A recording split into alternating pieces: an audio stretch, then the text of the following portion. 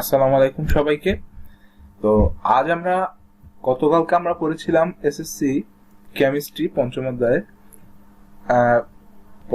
আমরা আয়নিক বা গাঠনিক সংকেত পর্যন্ত আমরা পড়েছিলাম। তো আজকে আমরা পঞ্চম অধ্যায়ের কেমিস্ট্রি পঞ্চম অধ্যায়ের বাদ বাকি দেখি কতদূর যাওয়া সম্ভব। তো আমরা এটা হচ্ছে আমাদের ডিজিটাল বোর্ড এবং আমরা চলে যাব আমাদের সোজা মেইন বইতে। তো আজ আমরা পড়ব আয়নিক বা গাঠনিক সংকেতের ঠিক পর থেকে। তো পঞ্চম অধ্যায়ে আমরা যাচ্ছি, এই হচ্ছে আমাদের পঞ্চম অধ্যায়। তো পঞ্চম অধ্যায়তে আমরা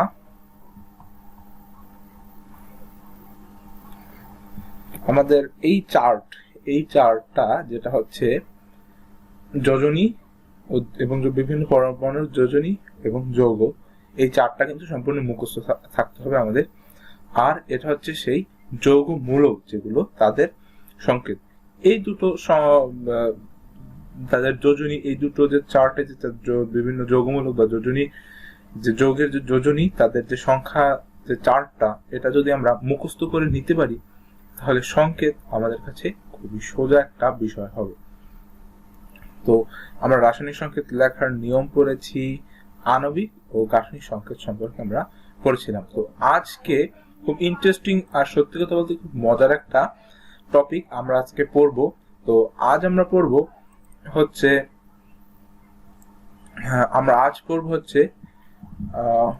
অষ্টক এবং দুইয়ের নিয়ম।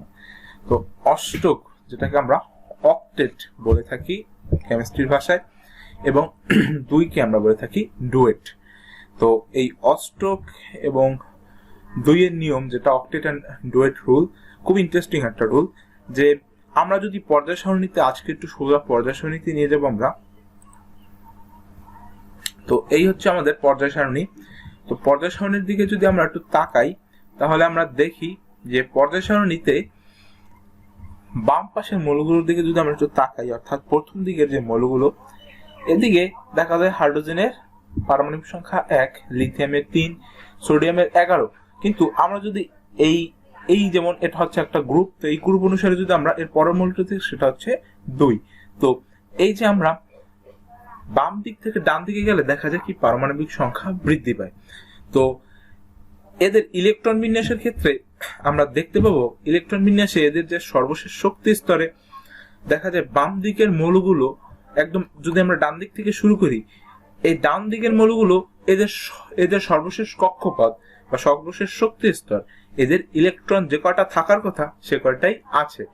কিন্তু আমরা যদি একটা একটা করে একটু ডান দিক থেকে বাম দিকে আসি তাহলে দেখবো প্রতি ক্ষেত্রে ইলেকট্রন এখানে কম আছে, একটা করে ইলেকট্রন প্রতি ক্ষেত্রেই একটা করে কমবে। যেমন আমি যদি আর্গনের কথা বলি, তো আর্গনের সর্বশেষ শক্তি স্তরে যে কয়টা ইলেকট্রন থাকার কথা, ক্লোরিনের তার থেকে একটা কম থাকবে, সিলিকনের তার থেকে 2টা কম থাকবে, ফসফরাসের 3টা কম থাকবে। অর্থাৎ কি প্রতি ক্ষেত্রে কমতে কমতে কমতে কমতে তারপর এসে দেখা যাবে সোডিয়াম এটা এসে দাঁড়াবে। তো আসলে অক্টেট আর ডুয়েট রুলটা হচ্ছে এরকম যে কোন মৌলের ইলেকট্রন বিন্যাসের সর্বশেষ শক্তি স্তরে অক্টেট বা 8টা ইলেকট্রনই থাকবে। তো যদি তাদের এই অক্টেট বা অষ্টক পূর্ণ থাকে তাহলে আমরা সেটাকে বলি নিষ্ক্রিয় মৌল। তো অক্টেট রুলটা এটাই আসলে যে এদের সর্বশেষ কক্ষপথে 8টা ইলেকট্রন থাকার, প্রত্যেকটা মৌলই চায় তার সর্বশেষ কক্ষপথে 8টা ইলেকট্রন থাকুক, মানে অক্টেট পূর্ণ থাকুক, তাহলে সে নিষ্ক্রিয় গ্যাসের ন্যায় আচরণ করবে। আর পর্যায় সারণীতে তো শুধু একটা গ্রুপ, অর্থাৎ 18 নং গ্রুপের মৌলসমূহকে আমরা বলবো নিষ্ক্রিয় মৌল, আর এই পাশের যে মৌলগুলো থাকবে তাদের আমরা নিষ্ক্রিয় মৌল বলতে পারবো না, কারণ তাদের অক্টেট পূর্ণ নাই। কিন্তু প্রত্যেকটা পর্যায় সারণী 118টা মৌল, প্রত্যেকটার উদ্দেশ্য একটাই, তারা তাদের অষ্টক পূর্ণ করবে। সেই কারণেই তারা কিন্তু যৌগ গঠন করে, আর নিষ্ক্রিয় মৌল যৌগ গঠন করে না। তো এটা একটু ব্যাখ্যা করে নিলাম। এবার আমি অষ্টক আর ডুয়েটের রুলের নিয়মটা যদি একটু আলোচনা করি। বই আলোকে প্রতিটি মৌলই তার সর্বশেষ শক্তি স্তরে নিষ্ক্রিয় গ্যাসের ইলেকট্রন বিন্যাসের প্রবণতা দেখায়, যেটা আমরা বললাম। হিলিয়াম ছাড়া সকল নিষ্ক্রিয় গ্যাসের ইলেকট্রন বিন্যাসের সর্বশেষ শক্তি স্তরে 8টি করে ইলেকট্রন বিদ্যমান। যদি আমরা হিলিয়াম, আমরা যে বললাম 18 নং গ্রুপের মৌলসমূহকে আমরা বলছি নিষ্ক্রিয় মৌল। তো এদের মধ্যে হিলিয়াম বাদে আর যে কয়টা ইলেকট্রন বিন্যাসে আমরা দেখব তাদের ক্ষেত্রে আমরা দেখতে পাবো তাদের সর্বশেষ শক্তি স্তরে 8টি ইলেকট্রনই বিদ্যমান। অণু গঠনকালে কোন মৌল ইলেকট্রন গ্রহণ, বর্জন অথবা ভাগাভাগির মাধ্যমে তাদের সর্বশেষ শক্তি স্তরে এই 8টি করে ইলেকট্রন ধারণের মাধ্যমে নিষ্ক্রিয় গ্যাসের ইলেকট্রন বিন্যাস লাভ করে। অর্থাৎ তারা যৌগ গঠনের উদ্দেশ্যই তাদের একটা, যে তারা তাদের সর্বশেষ শক্তি স্তরে 8টি ইলেকট্রন ধারণ করবে, অর্থাৎ তারা তাদের অষ্টক পূর্ণ করবে। এটাই হচ্ছে তাদের যৌগ গঠনের লক্ষ্য এবং উদ্দেশ্য। একেই অষ্টক নিয়ম বলা হয়। অষ্টক নিয়ম আমরা যদি একটু সংজ্ঞায় যাই, তাহলে অষ্টক নিয়মের সংজ্ঞাটা হচ্ছে এইটাই: প্রতিটি মৌলই তাদের সর্বশেষ শক্তি স্তরে 8টি করে ইলেকট্রন গ্রহণের প্রবণতা দেখায়। 8টি করে ইলেকট্রন গ্রহণের না, 8টি করে ইলেকট্রন ধারণের প্রবণতা দেখায়। তো কোন মৌল অণু গঠনকালে বা যৌগ গঠনকালে তার সর্বশেষ শক্তি স্তরে 8টি করে ইলেকট্রন গঠন করে, এবং একেই আমরা বলবো অষ্টক নিয়ম। যেমন CH4 অণুতে কেন্দ্রীয় পরমাণু কার্বনের সর্বশেষ শক্তি স্তরে কতটি? 4টি ইলেকট্রন বিদ্যমান, যেখানে 4টি ইলেকট্রন কার্বনের নিজস্ব আর বাকি 4টি ইলেকট্রন কিন্তু হাইড্রোজেনের। অর্থাৎ আমরা যদি একটু কার্বনের দিকে তাকাই, এখানে CH4 অণুটার দিকে আমরা যদি একটু গঠনিক চিত্রটাই এখানে আছে, তো আমাদের জন্য এটা বুঝতে খুবই সোজা হয়েছে। তো আসলে আমরা যদি এই গাঠনিক সংখ্যাটার দিকে তাকাই, তাহলে এখানে কেন্দ্রীয় পরমাণু কোনটা? অবশ্যই কার্বন। এবং কার্বনের যদি আমরা সর্বশেষ শক্তি স্তরের দিকে তাকাই, কার্বনের ইলেকট্রন বিন্যাস হতে আমরা জানি তার সর্বশেষ শক্তি স্তরে 4টা ইলেকট্রন আছে, কিন্তু এখানে কিন্তু সে অষ্টক পূর্ণ করেছে। তো কিভাবে করলো? তো আমরা এই গঠনটা থেকে সম্পূর্ণটা বুঝবো।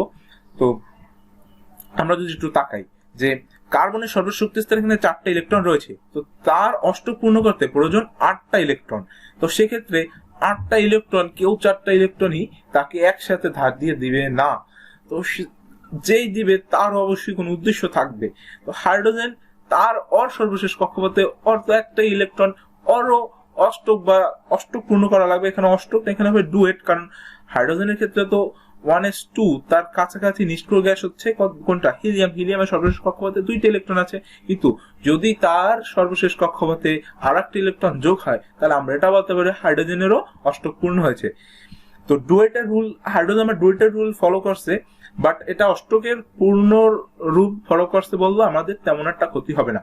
তো যাই হোক, হাইড্রোজেনও তার সর্বশেষ কক্ষপথে আরেকটা ইলেকট্রন গ্রহণ করে কাছাকাছি মৌল নিষ্ক্রিয় গ্যাসের ইলেকট্রন বিন্যাসের ধারণের প্রবণতা দেখায়। আবার দিকে ক্লোরিন তার সর্বশেষ কক্ষপথে 8টি ইলেকট্রন গ্রহণ করে, সেও চাচ্ছে তার কাছাকাছি একটা যে নিষ্ক্রিয় গ্যাস রয়েছে লিথিয়াম, তার ইলেকট্রন বিন্যাসের ধারণের প্রবণতা। তো আমরা যদি এবার একটু পর্যায় সারণীর দিকে তাকাবো, যে নিয়নের প্রবণতা দেখাবে কে? নিয়নের ইলেকট্রন বিন্যাসের ধারণের প্রবণতা দেখাবে কার্বন। তো কার্বন করবে তার আর 4টা ইলেকট্রন হলে তো নিয়নের ইলেকট্রন বিন্যাস ও লাভ করবে। তো কার্বন যদি আর 4টা ইলেকট্রন হলে নিয়নের ইলেকট্রন বিন্যাস লাভ করে, হাইড্রোজেন যদি আর একটা হলে ইলেকট্রন বিন্যাস লাভ করে, তো হাইড্রোজেন বললো তাহলে আমরা 4জন হাইড্রোজেন তোমার কার্বনের সাথে সর্বশেষ কক্ষপথে যুক্ত হই, তাহলে ওদেরও হলো একটা করে যোগ হয়ে ওরাও তাদের কাছাকাছি মৌল হিলিয়ামের ইলেকট্রন বিন্যাস ধারণ করলো।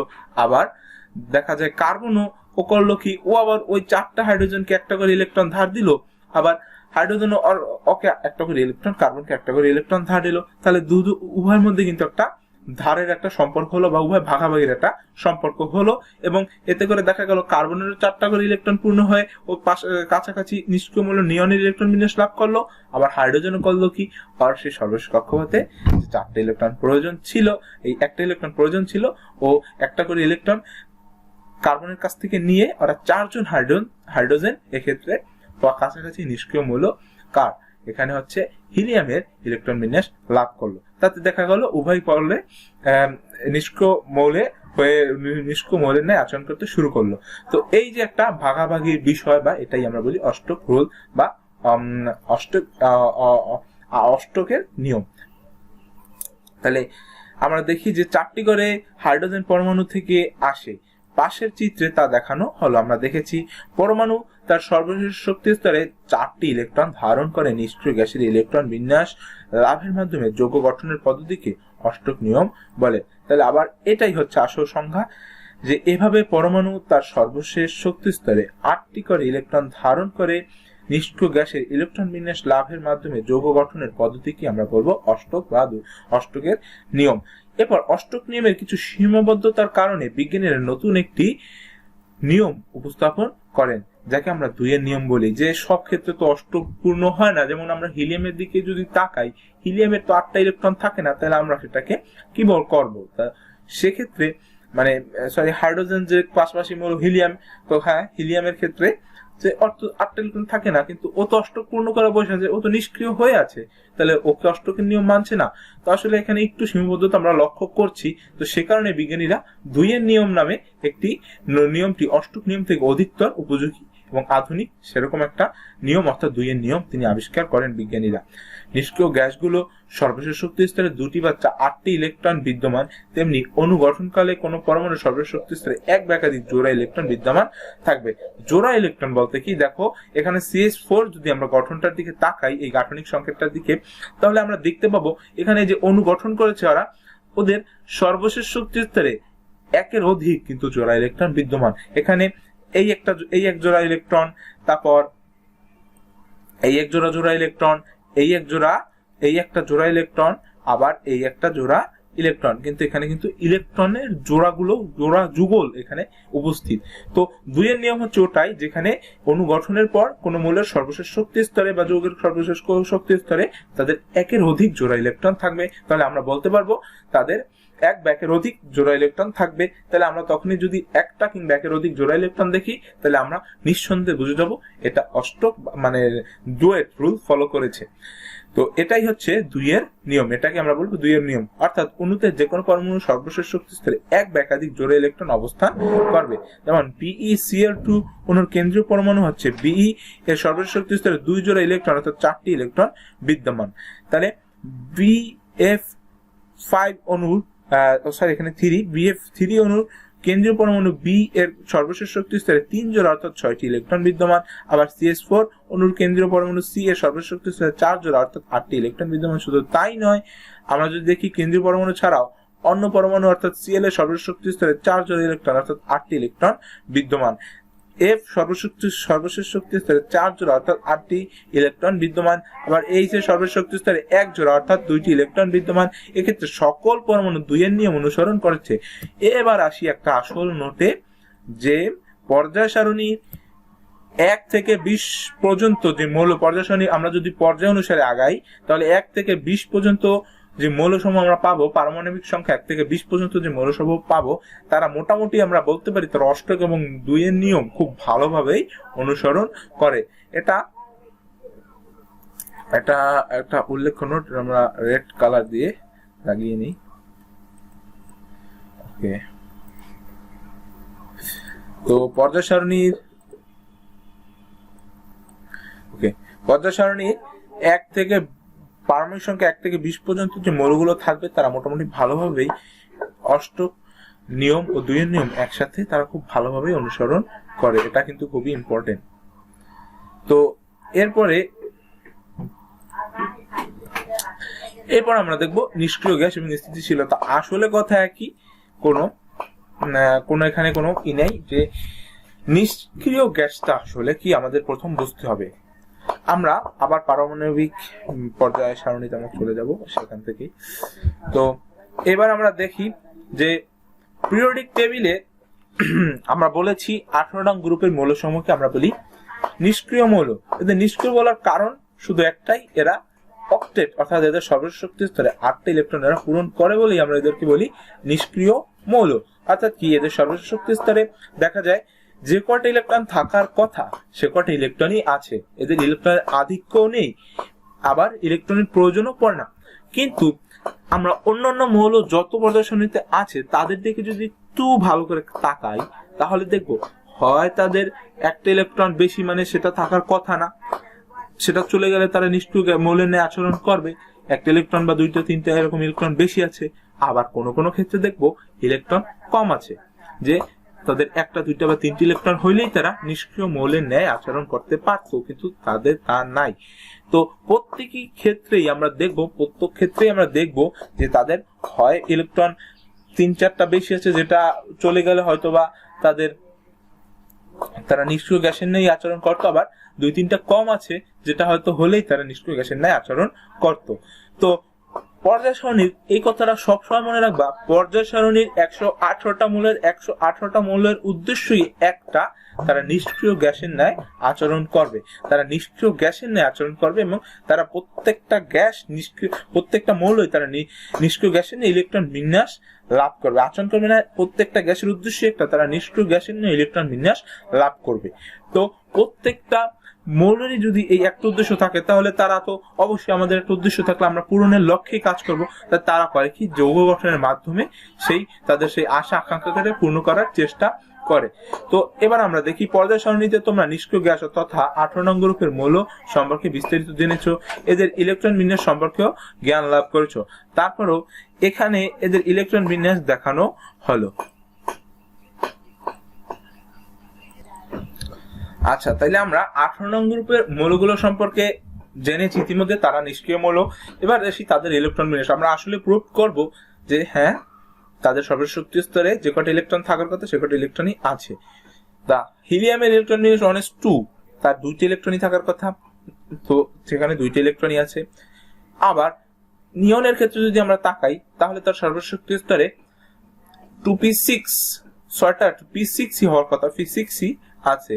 আবার 2s2 অর্থাৎ সর্বশেষ শক্তি স্তরে তাদের যে কটা ইলেকট্রন যার থাকার কথা প্রত্যেকটারই সে কটা ইলেকট্রনই আছে।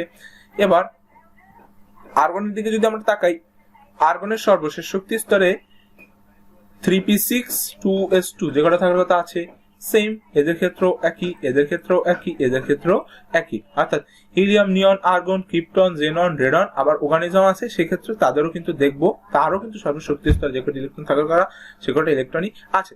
অর্থাৎ কি, এরা নিষ্ক্রিয়, অর্থাৎ এদের যা থাকার কথা ইলেকট্রন তাই আছে। তাহলে এরা কেন কোনো যৌগের সাথে বন্ধন গঠন করতে আগ্রহী হবে, ইচ্ছুক হবে? আমার তো মনে হয় না হবে, আসলে হবেও না। তো অন্যান্য যৌগ চায় তাদের না ইলেকট্রন, এই যে তাদের যে কটি ইলেকট্রন আছে অন্যান্য মৌল চায়, তারা এইভাবেই ঠিক নিষ্ক্রিয় মৌলের ন্যায় আচরণ করবে। তো নিষ্ক্রিয় গ্যাস সমূহ ইলেকট্রন বিন্যাস হতে দেখা যায় হিলিয়ামের সর্বশক্তি স্তরে 2টি ইলেকট্রন রয়েছে।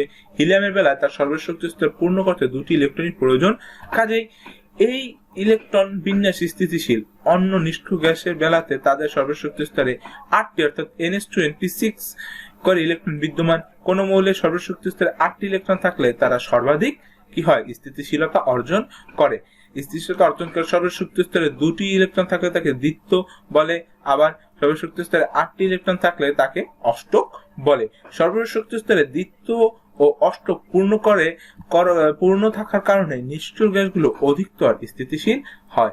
অধিকতর স্থিতিশীল হওয়ার কারণে নিষ্ক্রিয় গ্যাসগুলো অন্য কোনো মৌলকে ইলেকট্রন প্রদান করে না, এমনকি অপর কোনো মৌলের কাছ থেকে ইলেকট্রন গ্রহণও করে না।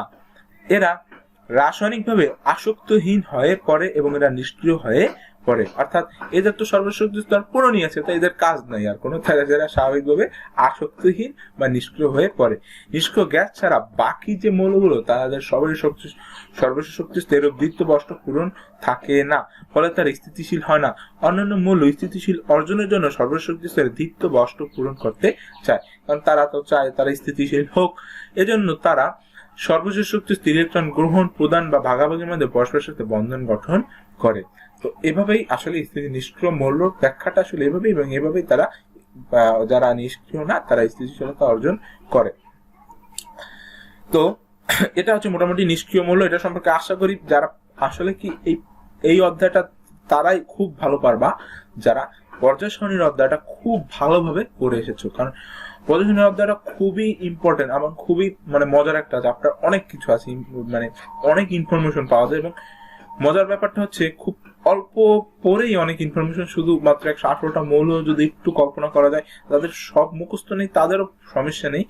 শুধু যদি আমরা একটু পিরিয়ডিক টেবিলটা একটু ভালোভাবে মনে রাখি, 1 নং গ্রুপ, 2 নং গ্রুপ কোনটা কি, হ্যাঁ এইটা এইভাবে যদি আমরা মনে রাখি যে হ্যাঁ 18 নং গ্রুপটা তো নিষ্ক্রিয়, 17 নং গ্রুপটা তো, যেমন আমরা যদি বলি 1 নং গ্রুপের মৌলের সমূহকে ক্ষার ধাতু বলে, 2 নং গ্রুপের মৌলের সমূহকে মৃৎক্ষার ধাতু বলে, 3 থেকে 12 নং গ্রুপের মৌলের সমূহকে কি ধাতু বলে, অবস্থান্তর মৌল বা ডেভেলপ মৌল বলে। তো এভাবে যদি আমরা মনে রাখি তাহলে কিন্তু আসলে আমাদের জিনিসটা খুবই ভালো লাগে আসলে। পিরিয়ডিক টেবিলটাই আসলে খুব ইন্টারেস্টিং, এবং এই একটা টেবিল দিয়ে সম্পূর্ণ অধ্যায়টা বেস করা, তো তাহলে মোটামুটি অল্প ইনফরমেশন দিল, আমি মনে করি এটা প্রোডাক্টিভ ইনফরমেশন। এবং আমরা যদি এটা মনে রাখতে পারি তাহলে আমাদের কিন্তু খুবই ইম্পর্টেন্ট, বিশেষ করে রসায়নের ক্ষেত্রে, কারণ রসায়নটা কিন্তু পুরোপুরি এটার উপর বেস করে নানাভাবেই প্রতিটা অধ্যায় তুমি একটা দুইটা বিক্রিয়া পাবা। তো বিক্রিয়ার ক্ষেত্রে যৌগ মৌল অবশ্যই আসবে, তো সেই ক্ষেত্রে পিরিয়ডিক টেবিল রিলেটেড। তাহলে আমরা কিন্তু খুব সহজেই কিন্তু অনেক ধর্ম অনেক কিছু এই অধ্যায়টা দিয়ে মনে রাখতে পারি, এবং এই অধ্যায়টা যারা ভালো পারে তারা মোটামুটি রসায়নের অন্যান্য অধ্যায়গুলো তেমন একটা প্রবলেম হয় না। তো এই অধ্যায়টা ঠিক ওটার আলোকে ভিত্তি করে পঞ্চম অধ্যায়টা দাঁড়িয়েছে।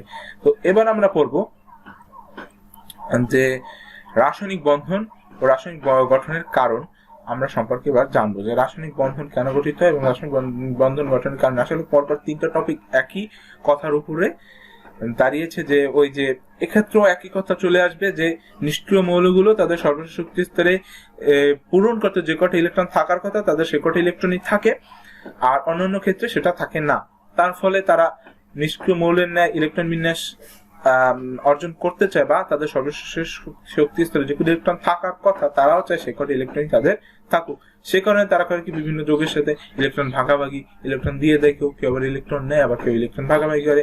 এভাবেই তারা একে অপরের মধ্যে একটা বন্ধন গঠন করে। তাই chemical bonds and causes of their formation, দুটো হাইড্রোজেন পরমাণু পরস্পরের সাথে যুক্ত হয় হাইড্রোজেন অণু H2 গঠন করে। অনুরূপভাবে হাইড্রোজেন ও ক্লোরিন পরমাণু পরস্পরের সাথে যুক্ত হয় hydrogen chloride H bond Cl গঠন করে। প্রথম ক্ষেত্রে হাইড্রোজেন অণুতে দুটো হাইড্রোজেন পরমাণুর মধ্যে এক ধরনের আকর্ষণ বল কাজ করে। আবার দ্বিতীয় ক্ষেত্রে হাইড্রোজেন ক্লোরাইড পরমাণুর ক্ষেত্রে হাইড্রোজেন ও ক্লোরিন পরমাণুর মধ্যে এক ধরনের আকর্ষণ বল কাজ করে। এ ধরনের আকর্ষণ বলই মূলত রাসায়নিক বন্ধন। যে এই যে এক এক করে মধ্যে যে ইলেকট্রন ভাগাভাগির কারণ, অর্থাৎ তাদের মধ্যে একটা আকর্ষণ বল কাজ করছে, যে হ্যাঁ আমরা ইলেকট্রন ভাগাভাগি করি চলো, এবং আমরা উভয় নিষ্ক্রিয় মৌলের ন্যায় একটা আচরণ করতে চেষ্টা করি, তাদের ন্যায় ইলেকট্রন বিন্যাস লাভ করি। তো আমরা চলো ইলেকট্রন ভাগাভাগি করি, তাহলে এই যে একটা আকর্ষণ মূলত নিষ্ক্রিয় মৌলের ইলেকট্রন বিন্যাস লাভ করবে, সে কারণেই তারা বন্ধন গঠন করবে, এবং সে কারণেই তাদের মধ্যে একটা আকর্ষণ হবে। তাদের উভয়ের উদ্দেশ্যই কিন্তু একটা, তো সেটাই তাদের আকর্ষণ হিসেবে কাজ করছে। অর্থাৎ অণুতে পরমাণু সমূহ যে আকর্ষণের মাধ্যমে একে অপরের সাথে যুক্ত থাকে তাকে রাসায়নিক বন্ধন বলে। এখন প্রশ্ন হলো, পরমাণু কেন আলাদাভাবে থাকেনি, কেন তার পরস্পরের সাথে যুক্ত হয় অণু তৈরি করলো? আমাদের একটা প্রশ্ন জাগতেই পারে। তোমরা এর মাঝে জেনে গেছো যে প্রত্যেকটা মৌলই তার সর্বশেষ শক্তি স্তরে নিষ্ক্রিয় গ্যাসের স্থিতিশীল ইলেকট্রন বিন্যাস অর্জনের চেষ্টা করে। একই মৌল বা ভিন্ন মৌলের, একই মৌলের বা ভিন্ন মৌলের দুটো পরমাণু যখন কাছাকাছি অবস্থান করে তখন তারা তাদের সর্বশেষ শক্তি স্তরে ইলেকট্রন গ্রহণ বর্জন বা ভাগাভাগির মাধ্যমে নিষ্ক্রিয় গ্যাসের ইলেকট্রন বিন্যাস অর্জন করতে চায় বা অর্জন করে। এর মাধ্যমে তাদের মধ্যে এক ধরনের আকর্ষণের সৃষ্টি হয়, যারা আমরা ইতিমধ্যে বললাম, যে আকর্ষণে আমরা রাসায়নিক বন্ধন বলি। তো এই যে তারা নিষ্ক্রিয় গ্যাসের নিয়ে ইলেকট্রন অর্জন করবে, এটাই আছে মূলত তাদের আকর্ষণ হিসেবে কাজ করে। যে আমরা কেন পড়বো, আমরা পড়বো কারণ আমাদের কিছু হওয়ার স্বপ্ন, যেমন অনেকের স্বপ্ন থাকে তারা বুয়েটে পড়বে, অনেকের স্বপ্ন থাকে তারা নটরডেমে পড়বে, এই এসএসসির পরে এইচএসসির পরে, যা অনেকের স্বপ্ন থাকে মেডিকেলে পড়বে, অনেকের স্বপ্ন থাকে বাইরে পড়বে। এটাই মূলত আমাদের আকর্ষণ করে, হ্যাঁ আমাদের পড়তে হবে, আমাদের রেজাল্ট করতে হবে, তারপরে আমরা নটরডেমে চান্স পাবো, বুয়েটে চান্স পাবো, কেউ বাইরে বড় বড় ইউনিভার্সিটিতে চান্স পাবো। এটাই আমাদের মূলত আকর্ষণের, এটাই আমাদের আকর্ষণ শক্তি হিসেবে কাজ করে, যে সুপ্ত আকর্ষণ শক্তিটা। এ কারণে আমরা অনেকে পড়তে বসি। আবার অনেকের আছে আমাদের জানার ইচ্ছা, আমি অনেক জানবো, সেক্ষেত্রেও সেই জানাটা হচ্ছে তার আকর্ষণ হিসেবে কাজ করে। তো মৌলগুলো তাদের ইচ্ছা, তারা কি করবে, ইচ্ছা না, তাদের উদ্দেশ্যই একটা, তারা হচ্ছে নিষ্ক্রিয় গ্যাসের ইলেকট্রন বিন্যাস লাভ করবে। তো সেটাই তাদের কি আকর্ষণ হিসেবে কাজ করে, একেই আমরা বলি রাসায়নিক বন্ধন। কাজে বলা যেতে পারে রাসায়নিক বন্ধন গঠনের মূল কারণ হলো পরমাণুর সর্বশেষ শক্তি স্তরে ইলেকট্রনগুলো নিষ্ক্রিয় গ্যাসের স্থিতিশীল ইলেকট্রন বিন্যাস দ্বিত্ব বা অষ্টক লাভের প্রবণতা দেখায়। তো আমরা এবার কারণটা সম্পর্কে জানলাম। এবার আমরা জানি একটু অ্যানায়ন ক্যাটায়ন, এই দুটো খুব ইম্পর্টেন্ট। অ্যানায়ন ক্যাটায়ন এটা সম্পর্কে মোটামুটি সবাই জানি। তো অ্যানায়ন ক্যাটায়ন আমি আগে একটু ওভারভিউটা দিব তোমাদের। তো অ্যানায়ন ক্যাটায়নটা এই কারণে অনেক অনেক গুরুত্বপূর্ণ, কারণ এরপরই আমরা পড়বো আয়নিক বা তড়িৎদ্বৈধী বন্ধন এবং তড়িৎদ্বৈধী বন্ধন। আবার তারপরে আছে হচ্ছে তোমার সমযোজী বন্ধন, আর তারপর হচ্ছে ধাতব বন্ধন। তো এই বন্ধনগুলোর ক্ষেত্রে এই অ্যানায়ন ক্যাটায়ন একটা গুরুত্বপূর্ণ ভূমিকা পালন করবে, আয়নিক সামাজিক বন্ধন বৈশিষ্ট্য। তো আমরা বন্ধন নিয়ে একদিনই আমরা বন্ধনটা শেষ করলে আমাদের এই অধ্যায়টা শেষ হয়ে যাবে, কিন্তু আমরা আজকে বন্ধনে যাব না, কারণ স্টেপ বাই স্টেপ আগাতে হয়। চাইলে একদিনে শেষ করা যেত, কিন্তু বুঝতেও অনেকটা সময় প্রয়োজন। তো আমরা আজকে করব অ্যানায়ন ক্যাটায়নের আসলে ওভারভিউটা আমি দিচ্ছি। যে ধরো আমরা একটু পিরিয়ডিক টেবিলের দিকে চলে যাই। ওকে, তো পিরিয়ডিক টেবিল না, আমরা চলো আমরা তৃতীয় অধ্যায়তে চলে যাই। তৃতীয় অধ্যায়তে হলে আর ফুল বেটার হবে জিনিসটা। 30 পেজ নাম্বার 30 অধ্যায় দেখি। ওকে, এটা দ্বিতীয় অধ্যায়তে আসছি, তৃতীয় অধ্যায়ের পরেই আছে। ওকে, তো তৃতীয় অধ্যায়তে আমরা যাচ্ছি, কারণ সেখান থেকে আমরা কিছু ইলেকট্রন বিন্যাস থেকে দেখতে পাবো যে আসলে আমরা এটা থেকে আমরা বুঝতে পারবো আসলে অ্যানায়ন ক্যাটায়নটা আমরা খুব ভালোভাবে বুঝতে পারবো এই অধ্যায় থেকে। বাই দ্য ওয়ে, তৃতীয় অধ্যায়টা নিয়ে আমরা ভিডিও বানাচ্ছি। তৃতীয় অধ্যায়টা কিন্তু খুবই গুরুত্বপূর্ণ। তৃতীয় অধ্যায়টা থেকে নৈবিত্তিক আসার মতো অনেক, আর মোটামুটি একটা সৃজনশীল তো পেয়ে যাবে তৃতীয় অধ্যায় থেকে। ওকে, তো তৃতীয় অধ্যায় নিয়ে আমরা আলোচনা করব।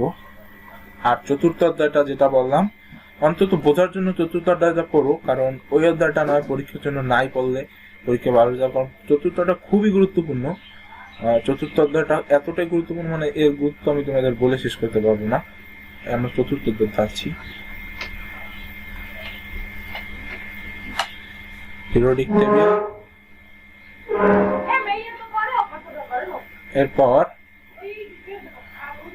আমরা বের করতে পারি আমরা কোন পর্যায়ে ইলেকট্রন বিন্যাস দিয়ে, তো সেটা নিয়ে আমরা ক্লাসে আসছি। তো যাই হোক, আমরা এবার আসছি একটা টেবিলের জন্যই আমরা এতটা খোঁজাখুঁজি করছিলাম। যাই হোক, তো আসলে তৃতীয় অধ্যায়ের এই যে অংশটা, অর্থাৎ 1 থেকে 20 থেকে মনে এখানে ইলেকট্রন বিন্যাস দেখানো আছে। তো এক্ষেত্রে যদি আমরা একটু তাকাই, hydrogen, helium, lithium, beryllium, boron, carbon, নাইট্রোজেনের ক্ষেত্রে আমরা ভাবি নাইট্রোজেনের 1:2:2p3, অর্থাৎ 1:2, এখানে 3, 5, 2, 7টা ইলেকট্রন আছে। তো নাইট্রোজেনের কাছাকাছি কোনটা নিষ্ক্রিয় মূল্য আছে বলতো? তো নাইট্রোজেনের কাছাকাছি নিষ্ক্রিয় মূল্য হচ্ছে নিয়ন। দেখো তার সর্বশেষ শক্তি স্তরে কিন্তু এই যে তার সর্বশেষ শক্তি স্তর, তার কিন্তু 6 আর 2 8টা ইলেকট্রনই আছে, এবং 1:2:2p6। এখন নাইট্রোজেন কি 1:2:2p3। তো এখন আর কয়টা ইলেকট্রন? এখন এই 3টে ইলেকট্রন যদি ও ছেড়ে দেয়, তাহলে কিন্তু ও হিলিয়ামের ইলেকট্রন বিন্যাস লাভ করবে, যেটা নিষ্ক্রিয়। আবার ও যদি 3টে ইলেকট্রন গ্রহণ করে, তাহলে ও করবে কি? এখানে নিয়নের ইলেকট্রন বিন্যাস লাভ করবে, সেটাও নিষ্ক্রিয়। তো এখন ও ছেড়ে দিবে না নিবে? এখানে সর্বশেষ শক্তি স্তর আর আছে কয়টা? নাইট্রোজেনের ক্ষেত্রে যদি আমরা একটু তাকাই, 5টা, 3 আর 2 5। তো এখন ওর ক্ষেত্রে 5টা ইলেকট্রন অলরেডি আছে, এখন ওর মাত্র লাগে 3টে ইলেকট্রন। তখন 3টে ইলেকট্রন নেওয়ার কাছে অতি সহজ। ওর 3টে ইলেকট্রন হলেই কিন্তু ও নিষ্ক্রিয় গ্যাসের নিয়ে আচরণ করতে পারে। কিন্তু এখন আবার ও যদি হিলিয়ামের ইলেকট্রন বিন্যাস মানে 1:2 এর ইলেকট্রন বিন্যাস যেতে চায়, তাহলে কিন্তু আর সেই 5টা ইলেকট্রন ছেড়ে দিতে হবে। তো ছেড়ে দেওয়াটা ক্ষেত্রে এমনিতেই ছেড়ে দেওয়া কঠিন, আবার আছে তার যে কটা নেওয়া লাগবে তার থেকে ছেড়ে দেওয়ার সংখ্যাটা বেশি, তো সেক্ষেত্রে তো আরো কঠিন হয়ে যাবে ওর কাছে। তো ওই ক্ষেত্রে ছেড়ে দিতেও পারবেই না। আর 5টা আছে, বল ওরা তোমার অলরেডি 5টা, কোনো কিছু বেশি আছে তোমার, আর 2টা হলে হয়তো হয়ে যায়। তো কিছুতেই তুমি সেটা সব ছেড়ে দিতে চাবা না। তো সেক্ষেত্রে ও বলবে না আমি এটা তো ছাড়বো না, আমার আর 3টে হলেই হয়ে যায়। তো ও পার্শ্ববর্তী কোনো একটা ইলেকট্রন যার আবার প্রয়োজন কি, সে আবার 3টা ছেড়ে দিলেই হয়ে যায়। তার অলরেডি 3 বেশি আছে 3টে, ওই 3টা যদি ছেড়ে যায় তাহলে কমে গেলেও সে নিষ্ক্রিয় মৌল নিয়ে আচরণ করে।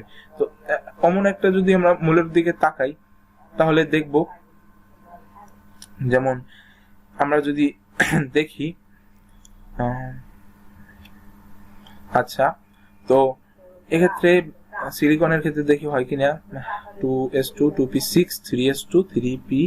আচ্ছা, আমরা এই জায়গা দিয়ে যদি দেখি 3s2 3p3, ঠিক আছে। তো সর্বশেষ শক্তি স্তরে ধর 3 আর 2 5টা আছে, আমার লাগবে 2 এর 1 3 অ্যালুমিনিয়াম হলে বোধহয় হতো, কারণ তাহলে তো 3+2 3p1, হ্যাঁ অ্যালুমিনিয়াম হলে হতো। অ্যালুমিনিয়াম ইলেকট্রন বিন্যাসটা এখানে নাই, যাই হোক আমরা এখানে ধরে নিলাম 3s2 আর হচ্ছে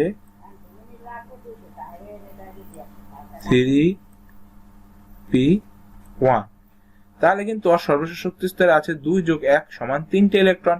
তাহলে ও করবে কি, এই 3টে ইলেকট্রন এখনো ভাবছে আরে বাবা একটা ইলেকট্রন 3টে ইলেকট্রন যদি ছেড়ে দেয় তাহলে তো আমার নিষ্ক্রিয় গ্যাসের ইলেকট্রনের আমি নিয়নেরটা লাভ করে ফেললামই, তাহলে তো আমার আসলে একটু সমস্যাটা কম হচ্ছে। আবার আবার নাইট্রোজেন তো এই ক্ষেত্রে আরে আমাকে কেউ 3টে ইলেকট্রন দিয়ে দাও তাহলে তো আমি হয়ে যায়, তাহলে তো আমি নিয়নের ইলেকট্রন লাভ করে ফেলতে পারি। তো বললো আচ্ছা চল তোকে আমি দিয়েই দিই, আর আর আমরা দুজনেই নিষ্ক্রিয় গ্যাসের মৌল, নিষ্ক্রিয় গ্যাসের ইলেকট্রন লাভ করি। তো এক্ষেত্রে এটা ভাবার কিছুই নাই যে অ্যালুমিনিয়াম দিয়ে দিল তার মানে বোধ হয় অ্যালুমিনিয়ামের এখানে একটু মুড থাকবে, আসলে না, আসলে ওরও 3টে ইলেকট্রন বেশি আছে, ওটা দেওয়া ছাড়া উপায় নাই, আর ওরও 3টে ইলেকট্রন গ্রহণ করা ছাড়া উপায় নেই। কিন্তু আবার একটা প্রশ্ন আছে, যেহেতু নাইট্রোজেন করলো কি, ও নিল, তার মানে কিন্তু ঋণ করলো, তার মধ্যে ওর মধ্যে একটা ঋণী ঋণী ভাবই থাকবে, সেটাকেই আমরা বলবো ঋণাত্মক। যখন আমরা আবার লিখবো যেমন NaL, যদি আমরা সেই দ্রব্যটা গ্রহণে যদি NaL হয় তাহলে ওই আমরা বলবো N3+ উপরে, এর কারণ 3- হবে N3-, কারণ ও কিন্তু 3টা অলরেডি ধার করে বসে আছে। এবার যদি ওরা আবার দিত বা ধার করতে যারে ভাই তুই তো ধার করে বসে আছিস, সেটার একটা ডকুমেন্ট এই 3- হচ্ছে সেই ধার করার ডকুমেন্ট। আবার এবার AL যে 3টে দিয়ে দিল, সেক্ষেত্রে AL এর অবশ্যই অর্থ 3টা আছেই, ওটা শুধু দিয়ে দিচ্ছে, আজকে হোক কালকে হোক ওকে ফেরত দিতেই হবে, এছাড়া ওর উপায় নাই। এনে কে করতে হবে কি, 3টে ওকে দিতেই হবে। আবার এনে ভাববে আমার তো 3টা আছেই, আমার আজকে হোক কালকে হোক আমি ওটা পেয়ে যাবো, ও তো এটা নিয়ে পালাতে পারবে না। আসলে এটা হচ্ছে সেই ডকুমেন্ট, কেউ যদি ওর কাছে আছে, হ্যাঁ ভাই আমার কাছে আছে, চিন্তা করো না, আমি কালই এনে দিতে পারবো, এই হচ্ছে সেই, ও যে ধার দিয়েছে তার ডকুমেন্ট হচ্ছে এই 3+, আর ও যে ধার নিয়েছে তার ডকুমেন্টটা হচ্ছে এই 3-। তো এই প্লাস-কে আমরা বলবো ক্যাটায়ন অ্যানায়ন। তো আমরা এবার আমাদের সেই অধ্যায়টা চলে যাই, যে প্লাস-কে আমরা বলবো ক্যাটায়ন অ্যানায়ন, এটা জাস্ট বোঝার ক্ষেত্রে বলেছি। তো এবার আমরা দেখি, আমরা জানি সাধারণ অবস্থায় পরমাণু নিউক্লিয়াসে যতটি ধনাত্মক আধান বা পজিটিভ চার্জ বিশিষ্ট প্রোটন থাকে, নিউক্লিয়াসের বাইরে বিভিন্ন শক্তি স্তরে ঠিক ততটি ঋণাত্মক আধান বা নেগেটিভ চার্জ থাকে, সেটা আমরা জানি। কারণ আমরা জানি পরমাণু কি আধান নিরপেক্ষ, এবং তার প্রধান কারণ হচ্ছে তার নিউক্লিয়াসে যে কয়টা ধনাত্মক আধান বিশিষ্ট প্রোটন থাকে, নিউক্লিয়াসের বাইরে ঠিক সে কয়টা ঋণাত্মক আধান বিশিষ্ট ইলেকট্রন থাকে। সে কারণে এই উভয়ের মধ্যে যে কটা ধনাত্মক আধান, যে কটা ইলেকট্রন আধান, তার মধ্যে যে আকর্ষণ শক্তিটা কাজ করে, যে কারণে পরমাণু হয়ে পড়ে স্বাভাবিকভাবে আধান নিরপেক্ষ। কারণ তার মধ্যে ধনাত্মক আধান আর ঋণাত্মক আধানের একই পরিমাণ আধান থাকায় তাদের মধ্যে একটা আকর্ষণ শক্তির কাজ করে, এবং সেই আকর্ষণটার কারণে কিন্তু তারা কি হয়, আধান নিরপেক্ষ হয়ে পড়ে কি পরমাণু। তো ততটি এবার নিউক্লিয়াসে যে কটা প্রোটন থাকবে, নিউক্লিয়াসের বাইরে সে কটা ইলেকট্রন থাকবে, এর ফলে পরমাণু সামগ্রিকভাবে আধান বা চার্জ নিরপেক্ষ হয়ে পড়ে। এরকম একটি আধান নিরপেক্ষ পরমাণু বাইরের শক্তিস্তর থেকে এক বা একাধিক ইলেকট্রন সরিয়ে নিলে দেখা যাবে কি পরমাণু আর আধান নিরপেক্ষ থাকবে না। এখন আমরা যদি ধরি যে একটা পরমাণুর ক্ষেত্রে যদি তাকাই, যে তার মধ্যে ধরুন আমরা যেটা নাইট্রোজেনের কথা বলছিলাম, নাইট্রোজেনের কথাই আবার এখানে দেখি, যে নাইট্রোজেনের তার আমরা দেখলাম N7, অর্থাৎ তার হচ্ছে সর্বশক্তি স্তরে 7টা ইলেকট্রন আছে, আবার তার প্রোটন আছে 7টা। কিন্তু আমরা করলাম কি, এখন ওর মধ্যে আরো 3টে ইলেকট্রন নিয়ে নিলাম, কারণ ও তো নিষ্ক্রিয় মৌল, নিয়নের ন্যায় ইলেকট্রন আকার ধারণ করে, নিয়নের ইলেকট্রন বিন্যাসের রকম ইলেকট্রন বিন্যাস ধারণ করতে চায়। তো 3টে তো নিয়ে নিল, কিন্তু এখন 3টে তো নিল, ঠিক আছে, 3টে তো নিল, কিন্তু এখন ওই 3টে তো নিল কি ইলেকট্রন, প্রোটন তো আর নিতে পারলো না। প্রোটন তো এই পরমাণুর যে নিউক্লিয়াস তার মধ্যে 7টা প্রোটনই আছে, তাহলে 3টে প্রোটন তো আর ধনাত্মক চার্জ তো কোথা থেকে কোথাও যাওয়া সম্ভব না। তো সেক্ষেত্রে আর কি করে, 3টে ইলেকট্রন নিল ঠিকই, কিন্তু প্রোটন তো নিতে পারে নাই, তার কারণে সাময়িকভাবে 3টা আর ঋণাত্মক চার্জ ওখানে আধিক্যটা বেশি থাকে ধনাত্মক চার্জের থেকে। সে কারণে ওই 3টা ইলেকট্রন সে মুক্ত অবস্থায় থাকে। 3টে ইলেকট্রন যে নিল সে থাকবে মুক্ত অবস্থায়, সে কোনোভাবেই সে আবদ্ধ অবস্থায় থাকবে না পরমাণু থাকে। সে আর কি, সে যে কোনো সময় ওখান থেকে চলে যেতে পারবে, আবার কখনো নিয়ে আসতে পারবে, সে মুক্ত ইলেকট্রন হিসাবে ওখানে থাকবে। তো পরমাণু থাকবে আধান নিরপেক্ষ, এটি স্বাভাবিকভাবে ধনাত্মক আধান বিশিষ্ট আয়নে পরিণত হবে। ধনাত্মক আধান বা পজিটিভ চার্জ বিশিষ্ট এরূপ আয়নকে আমরা বলি ক্যাটায়ন। আবার ওই যে এখানে অ্যালুমিনিয়ামেরটা বেশি ছিল, যে অ্যালুমিনিয়াম, এখানে অ্যালুমিনিয়ামেরটা আমরা ভাবি যে অ্যালুমিনিয়ামের ক্ষেত্রে হচ্ছে যে অ্যালুমিনিয়াম তারপর সর্বশেষ শক্তি স্তরে 13টা ইলেকট্রন ছিল, কিন্তু তার নিকটবর্তী নিষ্ক্রিয় গ্যাস যদি নিয়নের ইলেকট্রন বিন্যাসে ধারণ করতে চায় তাহলে তার প্রয়োজন 10টা ইলেকট্রন।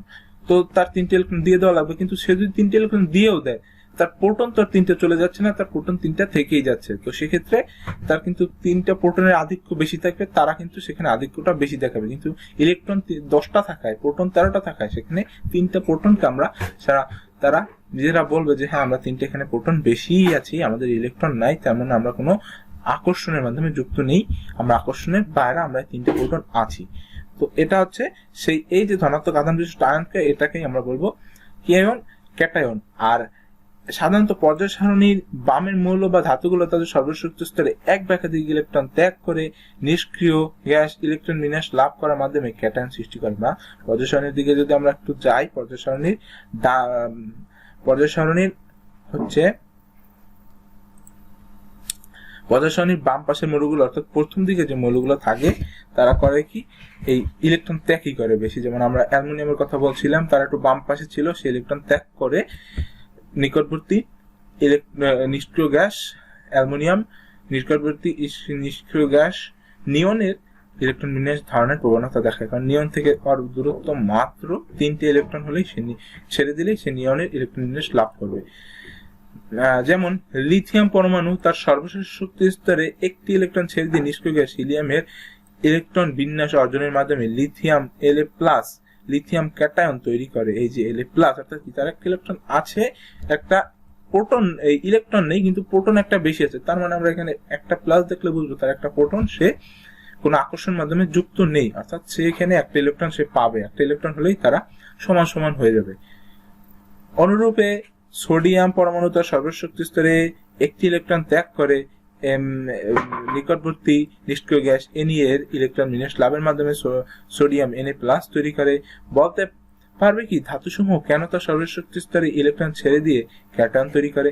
তো এটা আবার হচ্ছে চতুর্থ অধ্যায়ের আলোচনা, যে পর্যায় সারণীর বাম পাশের মৌলগুলো তারা কি করে, আকর্ষণ তাদের প্রোটন সংখ্যা, পারমাণবিক সংখ্যা কম থাকায় তাদের প্রোটন সংখ্যা কম থাকে, আবার ইলেকট্রন সংখ্যা কম থাকে, এবং ইলেকট্রন সংখ্যা প্রোটন সংখ্যা কম থাকায় তাদের মধ্যে আকর্ষণটা তুলনামূলকভাবে ডান পাশের মৌল থেকে কম হয়। সেই কারণে তাদের ক্ষেত্রে ইলেকট্রনগুলো সর্বশেষ শক্তি স্তরে মোটামুটি বলা যায় মুক্ত অবস্থায় থাকে, অর্থাৎ তারা অল্প শক্তি প্রয়োগ করলে তাদের থেকে ইলেকট্রন সরিয়ে নেওয়া সম্ভব। কিন্তু ডান পাশের মৌলগুলোর ক্ষেত্রে দেখা যায় তাদের অধিক আকর্ষণ শক্তির মাধ্যমে যুক্ত থাকায় তাদের অধিক শক্তির মাধ্যমে সরাতে হয়, অর্থাৎ সরানো যায় না বললেই চলে, তারা প্রোটনের ন্যায় আটকে থাকে, বা এত শক্তির প্রয়োজন যা দিয়ে সরিয়ে তেমনটা লাভ হয় না।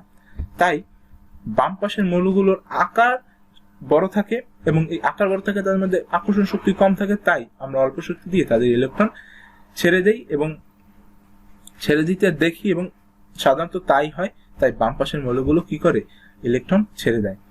আমরা জানি আবার এই একই কথা আমরা জানি পর্যায় সারণী যে কোনো এক পর্যায়ে বাম থেকে ডানে গেলে মৌলসমূহ ধাতব ধর্ম ধীরে ধীরে হ্রাস পায়, অধাতব ধর্ম ধীরে ধীরে বৃদ্ধি পায়।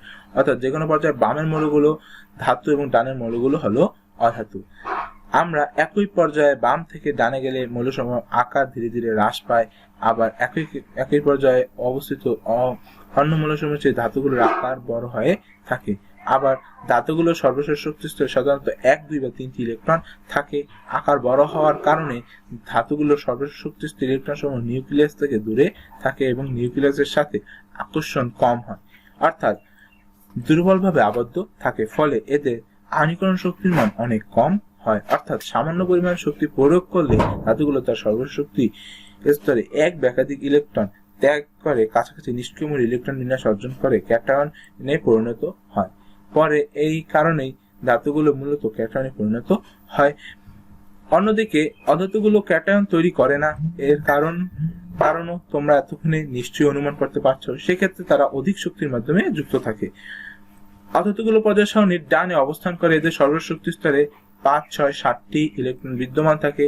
এদের আকার একই পর্যায়ে ধাতুগুলোর সমূহের চেয়ে অনেক ছোট হয়। ছোট আকারের কারণে সর্বশক্তি স্তরে নিউক্লিয়াসের কাছাকাছি থাকে এবং এদের সর্বশক্তি স্তরে ইলেকট্রনের প্রতি নিউক্লিয়াসের আকর্ষণ অনেক বেশি হয়, অর্থাৎ এদের আণবিকরণ শক্তির মান অনেক বেশি হয়। এরূপ কোন মৌলের সর্বশক্তি স্তরে এক বা একাধিক ইলেকট্রন সরিয়ে নিতে অনেক বেশি শক্তির প্রয়োজন হয়, যেটা আমরা বললাম, যা সাধারণ অবস্থায় কোনো রাসায়নিক বিক্রিয়া থেকে সহজে পাওয়া সম্ভব না বা যায় না। এই কারণে অধাতুগুলো সাধারণত ধনাত্মক আধান বিশিষ্ট তথা ক্যাটায়ন তৈরি করে না। তাহলে কি অধাতুগুলো তার সর্বশক্তি ইলেকট্রন কোনো পরিবর্তন ঘটে না? অবশ্যই ঘটে, কারণ তারও তো উদ্দেশ্য, তেও তো একটা মৌল, তার উদ্দেশ্য সে নিষ্ক্রিয় ইলেকট্রনের গ্যাসের ন্যায় ইলেকট্রন বিন্যাস সে লাভ করবে। যেহেতু এদের সর্বশক্তি স্তরে অষ্টক অপেক্ষা সাধারণত 1, 2 কিংবা 3টি ইলেকট্রন কম থাকে, সেহেতু এরা সেই সংখ্যক ইলেকট্রন গ্রহণ করে সহজেই নিষ্ক্রিয় গ্যাস স্থিতিশীল ইলেকট্রন বিন্যাস লাভ করে। অন্যভাবে বলা যায়, এদের ইলেকট্রন বিন্যাস আসক্তি মান বেশি হয়। ইলেকট্রন গ্রহণের ফলে এদের নিউক্লিয়াসে অবস্থিত ধনাত্মক প্রোটন সংখ্যার চেয়ে ঋণাত্মক আধান বিশিষ্ট ইলেকট্রন সংখ্যা বেশি হয়, ফলে সাময়িকভাবে অধাতু পরমাণু ঋণাত্মক আধান বিশিষ্ট হয়। এভাবে ঋণাত্মক আধান বিশিষ্ট অধাতু পরমাণুকে আমরা বলি অ্যানায়ন। যেমন ক্লোরিন পরমাণু একটি করে ইলেকট্রন গ্রহণ করে নিষ্ক্রিয় গ্যাস আর্গন এর ইলেকট্রন বিন্যাস লাভের মাধ্যমে Cl- আয়ন তৈরি করে। তো যেটা আমরা দেখলাম, তো এটাই হচ্ছে মূলত। আসলে এভাবে মনে রাখবো যে পর্যায় সারণীর বাম পাশের মৌলগুলো হচ্ছে তারা ধাতু, ডান পাশের মৌলগুলো তারা হচ্ছে অধাতু। তো পর্যায় সারণীর বাম পাশের মৌলগুলোকে আমরা বলছি ধাতু এবং ডান পাশের মৌলগুলোকে বলছি অধাতু। তো বাম পাশের মৌলগুলো ওরা সবসময় করে ওদের সেই অল্প শক্তির কারণে, অল্প শক্তির মাধ্যমে, আকর্ষণ শক্তির মাধ্যমে যুক্ত থাকার কারণে ওদের ইলেকট্রনগুলো ওরা সাধারণত ছেড়ে দেয় ইলেকট্রনগুলো, আর ডান পাশের মৌলগুলো সেই ত্যাগকৃত ইলেকট্রন গুলোই গ্রহণ করে। তো যারা ইলেকট্রন ছেড়ে দেবে তারা অবশ্যই একটু বড় লোক তাদের হবে ধনাত্মক, আর যারা ইলেকট্রন গ্রহণ করবে তারা একটু ঋণী তারা হবে ঋণাত্মক। তো এটাই হচ্ছে মূলত ধনাত্মক আর ঋণাত্মক আধান বা ক্যাটায়ন আর অ্যানায়ন, এবং এর মাধ্যমে দুটো পরমাণু একটা অণু গঠন করে এবং আমরা দেখি সেগুলো যৌগের ন্যায় আচরণ করে, এবং তারা মোটামুটি তখন তাদের মধ্যে যে পরমাণুগুলো থাকে তারা নিষ্ক্রিয় মৌলের ইলেকট্রন বিন্যাসের ন্যায় ইলেকট্রন বিন্যাস গঠন করে, এবং তারা মোটামুটি নিষ্ক্রিয় হয়ে পড়ে আস্তে আস্তে, এবং তারা তাদের উদ্দেশ্য সফল হয়, উদ্দেশ্য যারা থাকে তাতে তারা সফল হয়। তো আজ এই পর্যন্তই। আয়নিক ও তড়িৎযোজী বন্ধন অর্থাৎ বন্ধন আমরা পরবর্তীতে ক্লাসে শুধুই বন্ধন নিয়ে আলোচনা করব, আর বন্ধনটা খুব ইম্পর্টেন্ট। এই বন্ধনটা হলে পরবর্তীতে আমরা আসলে বন্ধন নিয়ে তেমন একটা ঘাবড়াবো না, স্টেপ বাই স্টেপ আগাবো। তো আজ এই পর্যন্তই, ধন্যবাদ সবাইকে।